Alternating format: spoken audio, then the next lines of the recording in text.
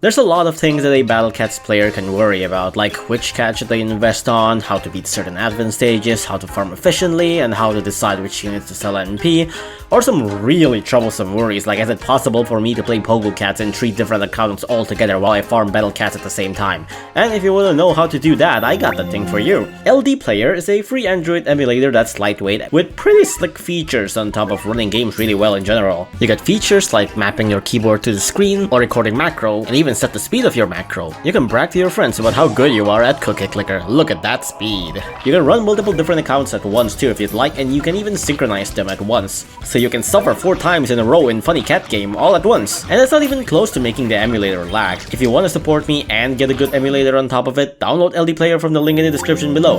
Aside from that though, if you are here for wanting to talk about the NP thing, then let's get into that. Let's talk about NP, or Nyanko Points. Nyanko Points is the currency used in Battle Cats to upgrade a cat's talents. Some of the units that has troop forms can have a thing called talents, which can add new abilities or improve existing abilities or many other major changes to a unit. These would cost NP, and currently, as of 11.0, the only way to gain NP is to sell units you got from the gacha and selling talent orbs, though we won't really be talking about talent orbs in this video. These gacha units include units from the rare gacha, the basic cats from silver gacha, the little cats from lucky ticket gacha, or any other special gachas that gives you units in general. Selling rare units will give you 5 NP, selling super rares gives you 15, Ubers gives you 50, and legend rare gives you 150, while basics and specials usually gives 1. Since version 11.1, beating COTC 3 now increases basics values from 1 to 2. Anyways, Nyanko Points, right? It is extremely common for people to just run out of NP really easily, so much things to upgrade, so little points. I can't relate though, I have like 1000 NP in store every time. What I'll be focusing on in this video is to help you to decide on balance yourself on using dupes or selling them for NP. There's a lot of things to talk about spending NP too, and I think that's going to be for another video. Personally, I think spending NP is also a very important topic to talk about, but getting NP should be the first thing to know. If I were to tell you on how to never run out of NP like I do, the answer would be to simply sell literally every dupe you roll. But that's because I keep a limit on my units' levels. That's very much unwise for a casual player. The big decision is between giving your units that stats up or sell them for NP. But how do you go on to decide this? Well, there are a couple of guidelines you can follow that I personally would suggest. Though remember, guidelines are guidelines, it's not absolute law. You don't have to follow these down to the T, it's more of just a recommendation than anything. These can change depending on the game's meta, this can change by your own bias, this can change by your own playstyle, the Ubers you own, etc, etc. My guidelines will simply try to wisen you up on what you should consider. Ultimately, the decision will be up to you. I'm not the messiah, please. So let's begin on these. My personal guide on deciding whether one should use or sell dupe gacha units for Nyanko Points. Were this title be any longer, it'll start to sound like an isekai light novel. Anyways, let's begin. Most of these quote-unquote rules are tied to one another. Most of these rules are also not actual rule. However, the first rule is not so much, and that is the patience rule. This rule is simple. Remember that you don't have to decide on whether you want to sell or use a unit immediately. You can always decide only when you need to. If you are 100% sure, of course you can decide right away, but if you are unsure and you're not in a rush, you can always keep them in the fridge just in case. The same can be said to a lot of things like XP or cat food or even managing your IRL money. I'm your money consultant now, pay up. Next is the dupe rule, aka do not sell new units. Yeah, I believe you should use any new units you got, no exceptions. Only sell units if the units is a duplicate. It's pretty obvious that you would use good units, but what about, bad units, low tier Ubers, gacha units that no one even used in gameplay before or even remember the name? Even then, I'd say the pros of using a new bad unit still outweighs the pros of selling them for NP. Rares and supers especially because they don't actually sell for much, only 5 for rares and 15 for supers. But for the things like Ubers and legend rares, I think they usually have way too much potential at the first place. You wouldn't know when Ponos would add some crazy new mechanic or new stages or restrictions or combos that can benefit certain terrible units. This has happened multiple times in the past. Exchanging new units for MP is simply just not really that worth compared to the potential of expanding your army. Also, there's user rank if you're into that. Anyways, baseline is new units is a must use. I see very little reason to sell new units. Even for Ubers that sells for 50, I personally like spending my army first and foremost. Next rule is the Rarity rule. This one is as simple as it gets. Basically, the rarer the unit is, the more you should be inclined on selling them. Pretty much, you should be more biased on selling Ubers and Legend dupes, while you should be leaning towards using dupes of basics, specials, and rares. Meanwhile, super rares is a bit difficult to say. And I would say basics and little dupes are very high priority on using. After beating COTC 3 and then getting the double NP rate for basics though, maybe it's a bit harder to consider, but I'd still say it's a very high priority on using anyways.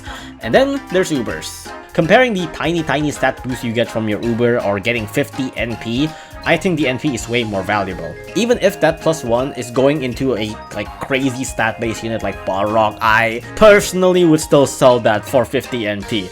Unless you're swimming in NP, which I'll assume you're not, cause you're watching this video.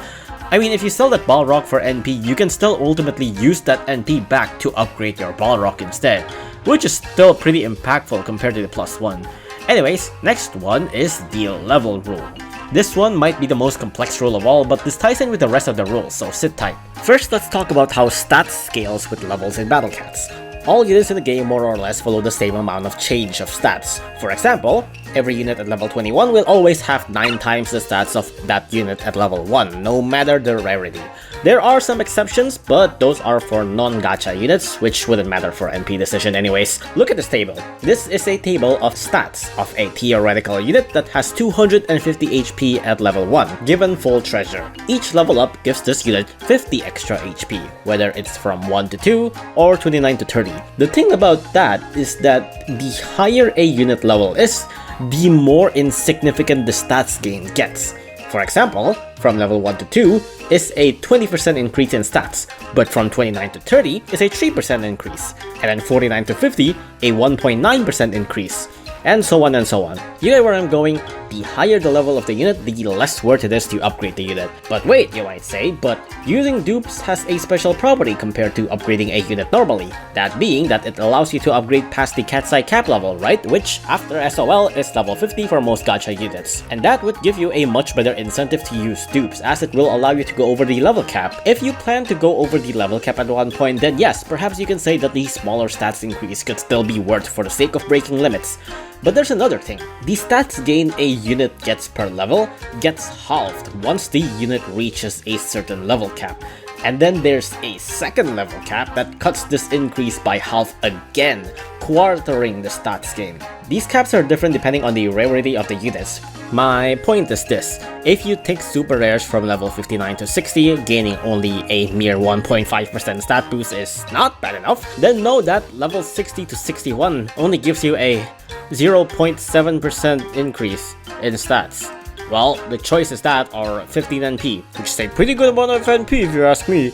But anyways, even without the penalty, I think the whole idea of higher level equals lesser gain is the main idea to consider. Even if you are not hitting any of the limits or not planning to use cat's eye to level 50 your units once you can, the basic idea is simply to remind you that the more level you have on a unit, the less worth it is to continuously using dupes on it. On certain units, perhaps you can still consider this to be worth, especially on units you're going to use pretty much every stage. And that will tie in to the final rule, which is the unit roll rule. This one, although is supposedly simple and really obvious, is also basically the most important and specific rule of all. This is your final main judgment on selling or using a unit. The baseline of the rule is this: the more a unit benefits from gaining stats, and the more often you use the unit, then the more likely you should use their dupes. That's pretty simple and obvious, right, if you think about it? To put an example, Cameraman, a unit that both benefits from stat boost and is often used and is a rare cap, is easily a high priority on boosting. Meanwhile, Tadagata, who doesn't benefit from stat boost, literally nobody even used, and nobody even remembers the name of the forms, and is a super rare, is pretty much at the bottom of the priority list. That's pretty much all about the rule, really. That being said, combining all these rules are where things gets a bit complicated. Some of these rules are pretty straightforward, but the unit roll rule is probably the hardest one to consider. There's a lot of things to think about, as different players can have different priorities. A player might not use certain unit due to owning an Uber that overshadows that unit, or a player might be in favor of using certain units because of bias maybe towards design, or maybe you just want to use dupes of certain units for flex, which is fine really.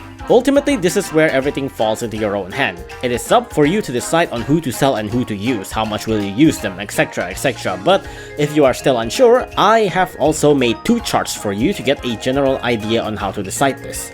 These charts, I will remind you, are not rulebooks. These has my own biased view into it, and you can feel free to stray from this chart. This is just a simple recommendation for you to get a general idea. These charts can also be outdated in the future, so keep in mind of the version this chart was made on. The first one is what I would personally recommend more, the I just want NP version. This one is very much skewed towards selling NP, and if you don't really expect to want to boost units much at all. The reason I personally recommend this more is mainly because I simply value talents more than boost. I see talents to have a much more of an impact to your units than boosting in general, and this way you can still get certain specific units to have a high enough level to work really well, while also having a good surplus of NP to spare to upgrade some really good talents on. Do read the notes in here though. Some units may not be listed here, whether because they're limited or collapsed or I just forgot about them. In that case, you might still be able to get the idea based on my judgment anyways. Now at this point you may go and say, hold on, some of these units definitely deserve some boosting more than it should, and well, that's why we have the second chart. The second chart is much more biased towards using units to get them to a higher level than getting NP. You can lean on this more if you care less about getting NP or is simply satisfied with the amount of NP you have and doesn't desperately need NP. But honestly, looking at a lot of players who seem to constantly run out of NP, I feel like that's not really a common thing. Anyways, do read the notes for explanations of these charts. These charts goes hard, feel free to screenshot. Or well, I can provide the source image of this in the description. It'll also include the notes as well. With those out of the way, I think that's about it really. There's a lot more I can talk about, especially about the charts, but I think for the base idea, this is about all you need to know. If I were to explain it in detail, this video will be 40 minutes long. Another thing to note is that even if you are very efficient on what to sell or not, if you are wasteful on spending NP, you'll still run out of NP very fast. That, however, is a topic for another time. This video was supposed to be way longer, and the script was also way longer, but I just decided I should probably just get straight to the point, and then I cut down like half of the initial script. But anyways, that's about all I think. Hope this helps. Perhaps you can use these tips to also manage your own IRL money as well. Who knows? Thank me later when you're rich. That's all. Catch you later.